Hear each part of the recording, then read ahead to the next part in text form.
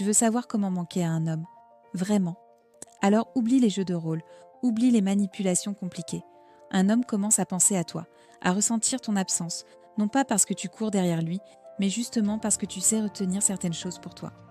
Dans cette vidéo, je vais te révéler 3 éléments que tu dois cacher si tu veux qu'il pense à toi, qu'il se demande ce que tu fais et qu'il ressente ce manque qui le pousse à revenir vers toi. Alors, le premier point est fondamental, ne jamais être toujours disponible. Et c'est là que beaucoup tombent dans le piège. Un homme t'écrit, tu réponds dans la minute, il propose un rendez-vous à la dernière seconde, tu annules tout pour être avec lui.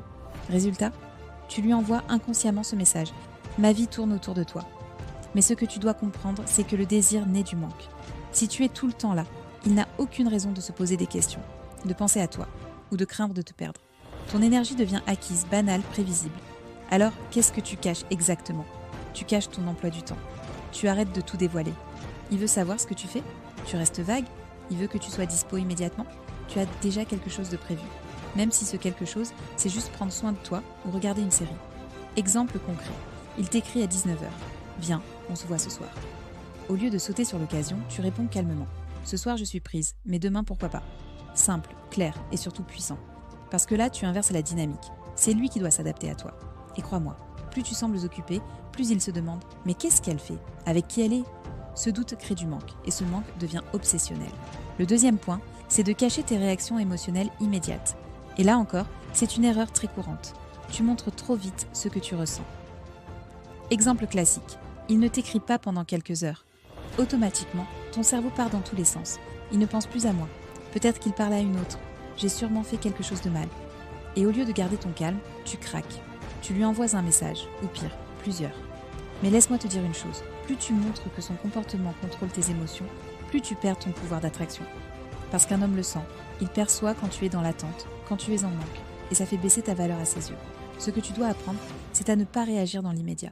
Ne te précipite pas pour montrer ta colère, ta tristesse ou ton impatience. Au contraire, reste neutre. Exemple concret, il ne répond pas depuis 6 heures. Au lieu de lui écrire « Tu fais quoi ? Pourquoi tu réponds pas ?» Tu poses ton téléphone, tu passes à autre chose. Tu sors, tu lis, tu bosses, tu vis ta vie. Quand il reviendra vers toi, tu auras cette énergie de sérénité, d'indifférence contrôlée. Et crois-moi, ça change tout. Parce qu'un homme est intrigué par une femme qui ne surréagit pas. Si tu es capable de rester stable, de ne pas exploser émotionnellement, tu deviens un mystère pour lui. Et ce mystère, c'est exactement ce qui fait naître le manque. Et enfin, le troisième point, c'est sans doute le plus sous-estimé. Ne pas tout dévoiler de ta vie personnelle. Beaucoup de femmes font cette erreur. Elles partagent absolument tout.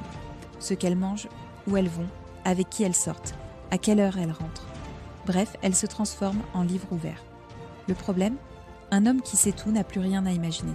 Il n'a plus de zone d'ombre, plus de mystère. Et sans mystère, il n'y a plus de curiosité. Et donc plus de manque. Ce que tu dois faire, c'est apprendre à laisser de l'espace à son imagination. Ne raconte pas chaque détail de ta journée. Quand il te demande « Tu fais quoi ?», tu n'es pas obligé de dire « Je suis sur le canapé à regarder une série Netflix avec un plaid et un chocolat chaud ». Tu peux simplement répondre « Je suis occupée » ou « Je profite de ma soirée ». Exemple concret, il te demande « Tu sors ce soir ?» Au lieu de lui répondre « Oui, je vais au resto avec Julie, on sera à tel endroit à telle heure ». Heure, contente-toi d'un « Oui, je sors ». Point. Et c'est là que la magie opère. Il va se demander « Mais avec qui ? Où ? Qu'est-ce qu'elle fait ?» Et ce questionnement, cette incertitude, c'est exactement ce qui va créer le manque. Parce qu'un homme est beaucoup plus attiré par ce qu'il ne maîtrise pas, par ce qu'il n'arrive pas à contrôler. Une femme qui garde une partie de sa vie pour elle, qui sait préserver son jardin secret, c'est une femme qui intrigue, qui attire et qui devient impossible à oublier. Alors, retiens bien une chose, manquer à un homme, ce n'est pas jouer un rôle ni manipuler, c'est garder ton pouvoir et ton mystère. Quand tu caches tes disponibilités, il commence à se demander ce que tu fais et avec qui. Quand tu ne montres pas tes émotions immédiates, tu deviens imprévisible, intrigante. Et quand tu ne dévoiles pas toute ta vie personnelle, tu deviens une énigme qu'il a envie de résoudre. Et c'est exactement ça qui crée le manque. Parce qu'un homme ne désire jamais ce qu'il a déjà acquis trop facilement. Il désire ce qu'il n'arrive pas à contrôler, ce qu'il n'arrive pas à comprendre totalement. Alors pose-toi cette question. Est-ce que tu veux être la femme acquise, banale et transparente, ou la femme mystérieuse, magnétique et impossible à oublier ? Si tu choisis la deuxième option, commence à appliquer ces 3 clés dès aujourd'hui. Et pour aller encore plus loin dans cette transformation, abonne-toi à ma chaîne